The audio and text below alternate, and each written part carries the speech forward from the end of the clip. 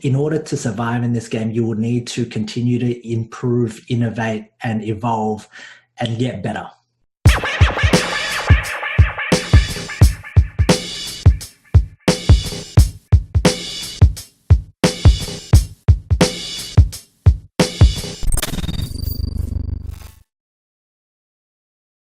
Today, we've got some real secrets for you, don't we, Carrie?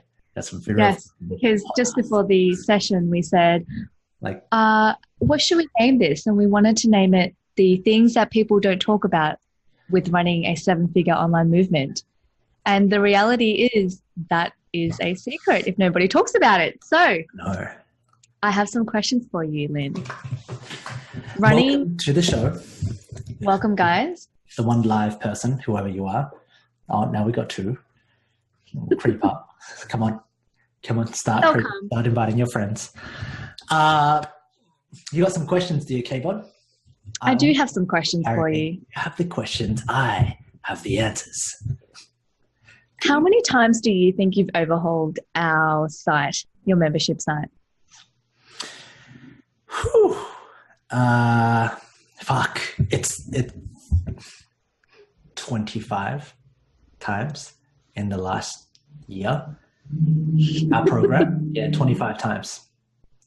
And I want to elaborate on why, because it's not about giving people the right information in an organized fashion. It's about having a look at the delivery and going back to figure out the small nuances on why people didn't understand, what I didn't explain in such a way that they couldn't conceptualize it.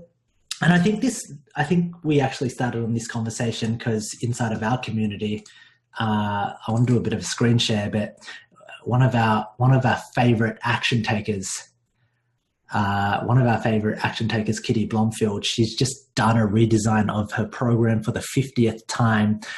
Look at our team now. I couldn't get it small enough to fit. She's built a team. She runs a multi-million-dollar online fitness business, coaches 550 women, high-end. I think she just messaged me. She's on about $150,000 recurring every single month now in revenue. And that is just crazy. Crazy. It's freaking phenomenal. Yeah. At a 47% profit margin. And I just dropped a post in the group because I wanted to know where all the gym owners were at. I was just going to get curious about what their profit margins were. But more importantly, few things that most business gurus, coaches, etc., people that are trying to sell you on creating a business won't tell you. First and foremost, you will need, in order to survive in this game, you will need to continue to improve, innovate, and evolve and get better. I think that goes without saying, but I think there's some sort of permission that people need to understand that, once you build something out, it is the foundation. And if you don't keep renovating, upgrading, improving, innovating in it, you're not going to, number one, be able to deliver maximum results for your clients and your prospects and whoever goes through. But number two, I know that because I've overhauled my shit 25 times, I've thought about it strategically. I've got all the data. I know I can market that now. I know I can sell it. What I'm selling you right now is the most refined version, that's most current, that's most up to date. And you are buying my mistakes.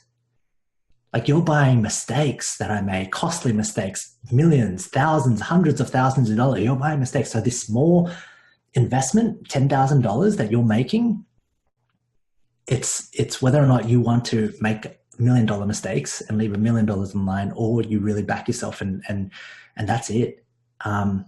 So that's number one, Keza, K-Bod.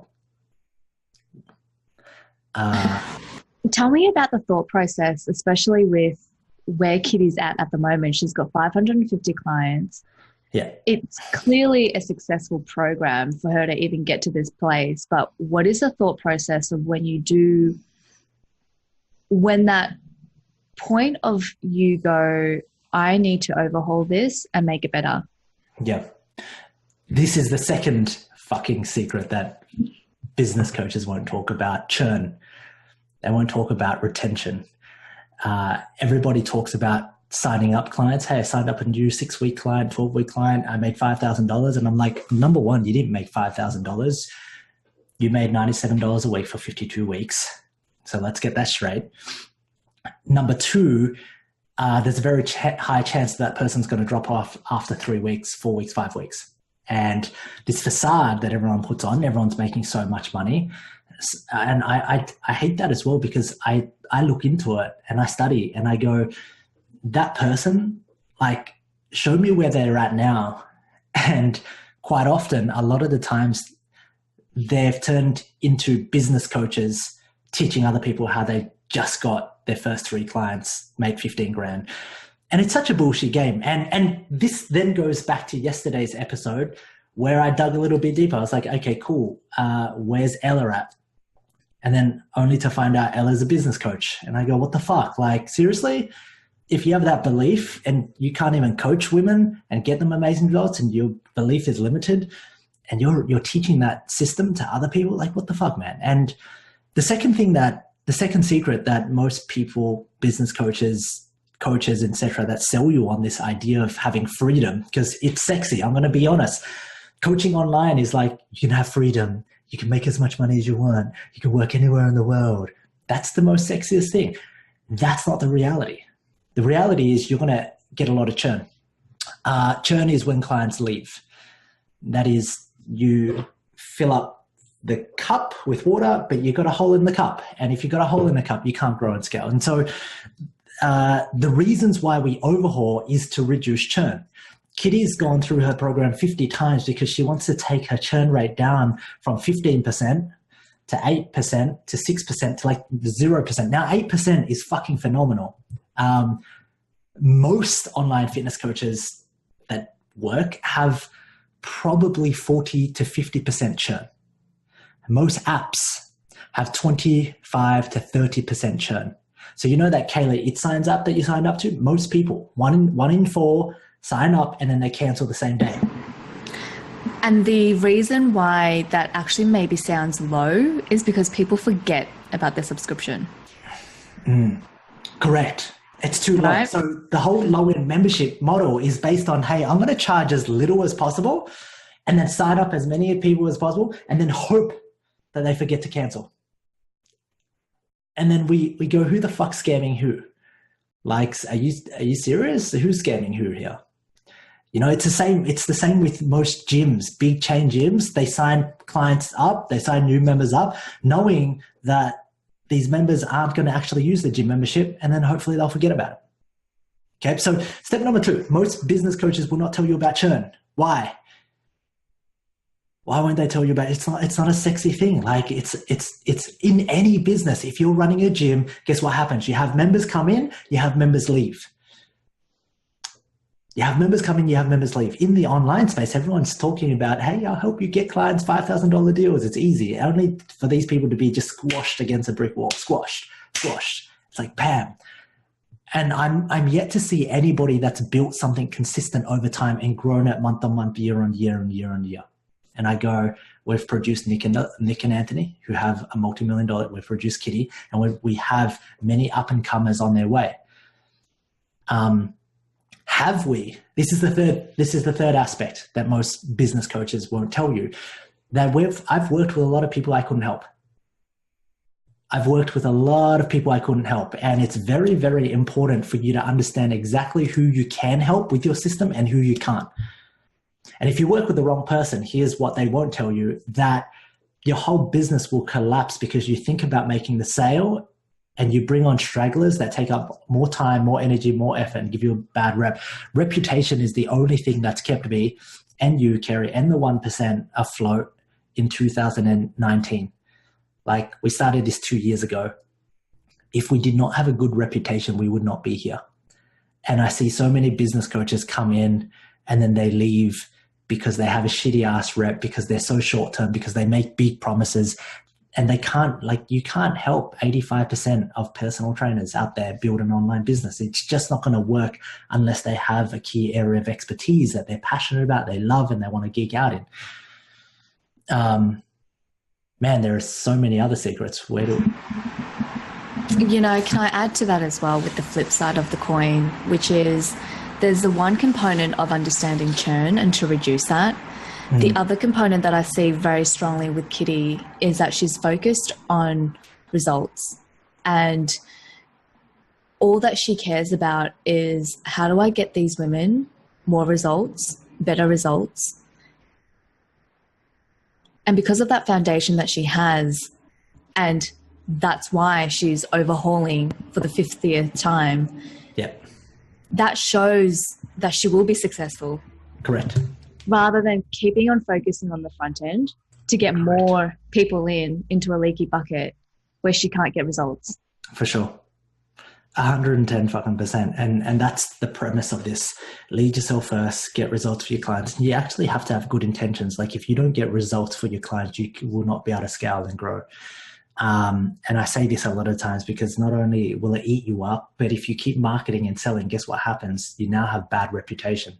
There's going to be people that will call you out. There's going to be people that create a Facebook group and they all go in there and talk about how shit you are and what a ripoff you are. I think the thing that you have to understand is if you're going to take somebody's money, especially with high end, you have a high ownership and responsibility to do whatever it takes to get them results. And if you can't, you tell them, hey, I can't actually help you anymore. This isn't working out. There's so many other things that business coaches won't tell you about because they're trying to sell you. I'm trying to sell you too, but I'm not, because I don't want your money if I can't help you. If I can't get the result, I'm not going to take your money. It doesn't actually help me in the long term. It's such a short-term thing that we don't need your money right now. Like we live so minimally. Like we've moved back in. This is how minimally we've lived. And this would have killed me like 2 years ago. We have this amazing house in Northgate, and we decided to just leave it there and keep it as a business expense. And I've moved back in with Kerry's parents just to go, hey, you know what? It's nice and comfortable here. It's actually better for Bella, our little dog. It was going to be a temporary thing, Kez, I think, when I moved back 6 months ago, but it's looking more like temporary, permanent until we travel. And I feel like that's another thing too. When you don't need somebody's money genuinely because you live a minimalist lifestyle and you have the skills to make $10,000, $15,000 a month, you can work and do whatever you want and give value at such a larger scale that it becomes somewhat liberating and it frees you from the bullshit. You can actually show up as who you want to be.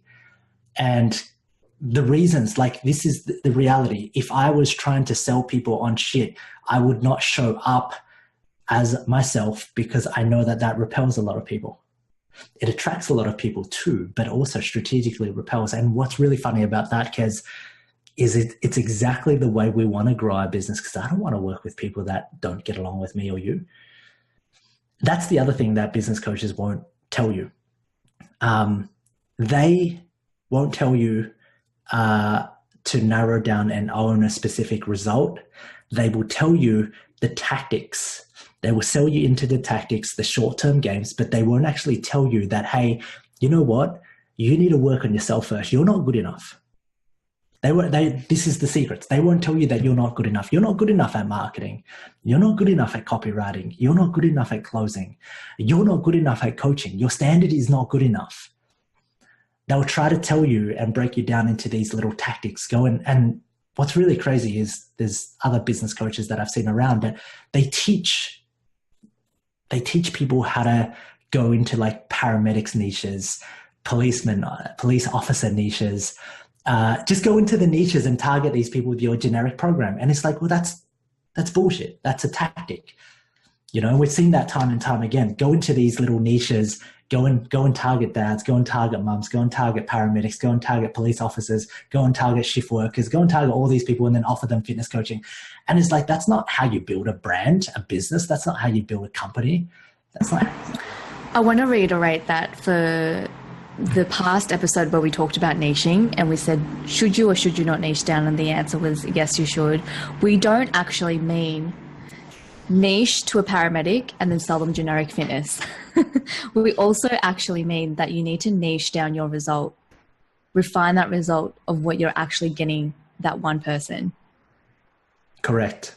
Niche down and own a specific result that solves the biggest problem that people will pay you for, and then overlap that result with that problem and get paid for it and be known as an expert that produces that result, and then develop a system and then improve that system over and over and over again, and then get people through that system and then get the data, read the data, and then get better every single time somebody goes through your system. I just literally gave you the formula to go and build it. And yet I think that's the fourth thing, that business coaches will tell you that it's easy, that, hey, you can make money very, very easily. The process is simple. Just like getting into shape and eating well is very, very simple. It's not easy. It's a lot easier to not do it than to do it. It's a lot easier to not market your message than to market your message. Okay. So with that said, there are tactics that work, but long-term wise, it will run out, whether it's a week, a month, 6 months. And then what do you have? That's stressful to me. Like, that's really stressful. I'd rather build a business where I'm very consistent, because I know consistency and discipline and focus and having consistent leads, clients, churn, and keeping that's going to help you be steady.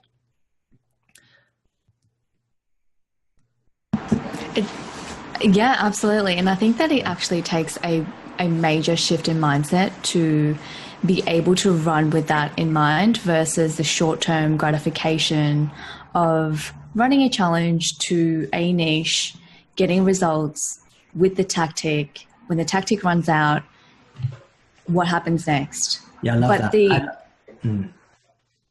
But the short-term gratification keeps people wanting to use the tactic. Correct. Which is so frustrating, but that's what happens, and that's just the theme of the game. So there's one big thing, right, where you can use a bait and switch challenge, run a free challenge, get a deposit, and you get a lot of people in, you make a bit of money, but then now you're working with clients that really don't resonate with your message, and they're not willing to do the hard work because you sold them on a short-term result. And it's like having that short-term instant gratification, but long-term, you tell yourself this story that you can fix it, you can change it, but it doesn't work long-term. And then all you know is this short-term instant gratification where you sell people on new challenges, and then you hate it and you hate it. And this is what I did with the post in now. I want to know how many gym owners run 6-week challenges. I want to know how many online coaches run 21-day challenges for free, get a whole bunch of people that they didn't actually want to work with. But at the same time, the money is good enough. Like, they'll make $7,000 or $10,000, and that's good enough for the month to then repeat its process, because marketing your result, marketing your message, putting out content, learning how to write advertising copy that attracts and pulls in the right ideal client, it is too difficult to overcome this instant gratification. And this is our boy Dan Suckling's on it as well. And Dan, he came in, he crushed it with free challenges, but you hit a ceiling. You hit a ceiling and you can't go to the next level. You can't go to the next level. All right. So I think we're having a bit of banter inside of the Facebook group, are we? We are, because our friend Massa's inside, and she just said a little hello to our live, and we love Massa. We hope you're well. Mr. Dan Suckling hopes that I'm going to be a daddy. Not anytime soon, Mr. Dan Suckling. I've got a while to go. But I really think there are a lot more secrets, and the reality is, hey, don't get sold. You got to just have to do your research. And everyone that's starting out and you don't know what to do, I don't believe you should hire a mentor. Not at the start. Because you don't know what to do. And if you don't know what to do, how can a mentor help you find out what it is that you want to do? That's silly. That's like you trying to help somebody lose weight, or you trying to help somebody, but they don't know what their goal is. I'm going to say that again, Kara. I think that's really, really important. Anybody that's starting out here, and if you don't know exactly what your goal is, you should not hire a mentor until you figure out what that goal is. Because if you help a client and they don't know what they want to do with their body, no matter what you help them with, they're going to be upset. They're going to be like, oh, but that's not what I really want to do. And if you're starting out, then there's YouTube, there's Google, there's secrets of the online fitness coach. There's shit that you have to do. Then you figure out, okay, cool. I know what I want to do and I know what I don't want to do. I'm going to hire Lynn, or I'm going to hire Kerry, and I'm going to hire other mentors and coaches to help me get there. Because now you know where you want to go, and it's very, very clear. And I think that's another game that most people are sold into, hiring people too soon, hiring mentors, coaches. You don't have to hire me. You can read all of my shit that I post out on Instagram, Facebook, my online trainers podcast, Secrets of the Online Coach. Listen and action that. Like, that's where I'm mentoring. You don't have to hire me to tell, because I can never ever tell you what your vision is. I don't know you. And that's your vision. Only you know what you want to do. And I think that's another thing. But business coaches will tell you that you need a mentor. And so a lot of people, that's the thing, right? Kerry, model success, pay me money. You can't pay somebody money until you know what outcome that you want. And until you know exactly the outcome that you want, then pay, because then you can speed up that time and then all of that applies. But if you don't even know what you want, paying somebody is going to lead to a lot of destruction. And I think that's one of the mistakes that I made earlier on. That's one of the mistakes where I took on clients that didn't know what the fuck they wanted.